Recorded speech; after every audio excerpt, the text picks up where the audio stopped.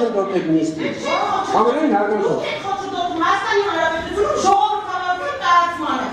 Երեկ կայացած արտահերթ նիստում Հայաստանի Հանրապետության կենտրոնական ընտրական հանձնաժողովն ամփոփեց ազգային ժողովի ընտրական ընտրությունների արդյունքները։ Նիստում ընդունվեց ազգային ժողովի ընտրվելու եւ մանդատների բաշխման մասին որոշումը, ըստ որի մանդատները բաշխվեցին հետեւյալ կերպ։ Քաղաքացիական պայմանների կուսակցություն 61 մանդատ, Ուժեղ Հայաստան կուսակցությունների դաշինք 28 մանդատ, Հայաստան դաշինք 12 մանդատ։ Սակայն մինչ նիստի սկսվելը կենտրոնական ընտրական հանձնաժողովի շենքի դիմաց ընդդիմադիր քաղաքական ուժերի ներկայացուցիչները բողոքի ակցիա էին անցկացնում, հույս հայտնելով, որ կնշանակվի կրկնակի քվեարկություն, նշելով, որ դա բխում է ժողովրդավարության հաստատման սկզբունքներից։ Վահագն Հովակիմյանը եւ իր ղեկավարած կառույցը ակնջալուր կլինեն բոլոր այդ հորդորներին եւ չեն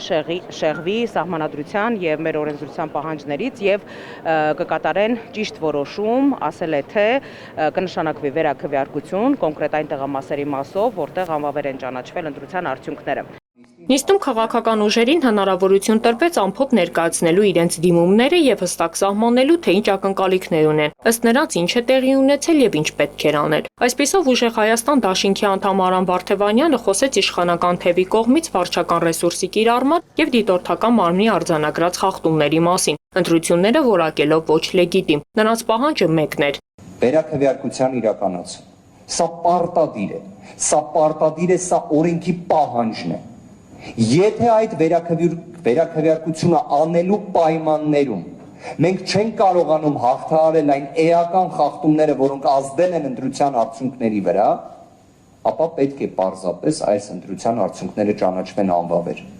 Սա է իրականությունը։ Կարծիքը կիսում էին նաև Բարգավաճ Հայաստան կուսակցության ներկայացուցիչները։ Իր ելույթում կուսակցության խոսնակ Իվետ Ատոնոյանը ընդգծեց, որ այն ընտրատեղամասերում, որտեղ կենտրոնական ընտրական հանձնաժողովը անվավեր էր ճանաչել արդյունքները, այդտեղ վերաքվեարկություն չկազմակերպելը առաջին հերթին անհարգալից վերաբերմունք է ընտրողների եւ կուսակցության հանդեպ։ Ապա Տոնոյանը ներկայացրեց իրենց պահանջը։ Պահանջում ենք 10 կոտորակ 51, 35 կոտորակ 65, 12 կոտորակ 13 տեղամասերում անցկացնել վերաքվեարկություն, հակառակ պարագայում ազգային ժողովի ընտրությունները ճանաչել անվավեր եւ ընտրությունների վերաքվեարկություն նշանակել։ Կողմերի հնչած մեղադրանքներին իր ելույթում հակադարձեց քաղաքացիական պայմանագիր խմբակցության պատգամավոր Արուսյակ Ջուլհակյանը, նշելով, որ երբ գործընկերները խոսում էին համատարած խախտումների մասին, միակ արձանագրված փաստը հենց իրենց կողմից զանգվածային ընտրակաշառք բաժանելն է եղել, ինչն ապացուցվում է հակակոռուպցիոն կոմիտեի տվյալներով։ Քաղաքացու ճակատին գնապիտակ կպցնել ընտրակաշառք բաժանելու ձևով,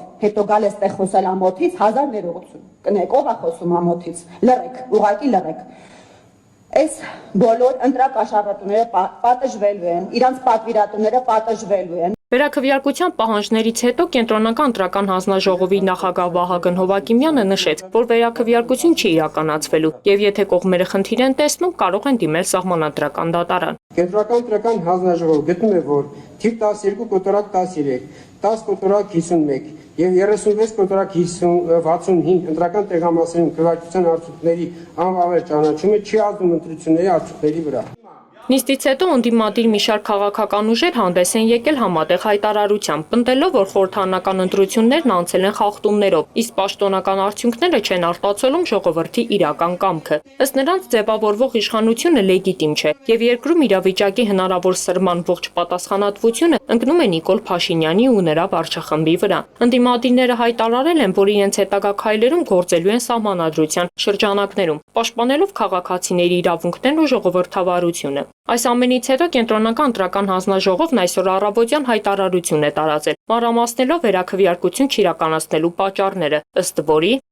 Կենտրոնական ընտրական հանձնաժողովը որևէ տեղամասում քվեարկության արդյունքներն անվավեր ճանաչելուց հետո չպետք է ավտոմատ կերպով նշանակի վերաքվեարկություն։ Կենտրոնական ընտրական հանձնաժողովը այդ որոշումը կայացնելիս պետք է հաշվի առնի ընտրողների իրական կամքի պաշտպանությունը եւ ընտրությունների արդյունքի օրինականության ապահովումը։ Այդ պատճառով կենտրոնական ընտրական հանձնաժողովը պետք է ընտրի այն միջոցը, որը տվյալ պայմաններում անհրաժեշտ է, համաչափ է եւ չի առաջացնում ավելի մեծ աղավաղում, քան այն խախտումը, որի հետևանքը պետք է վերացվի։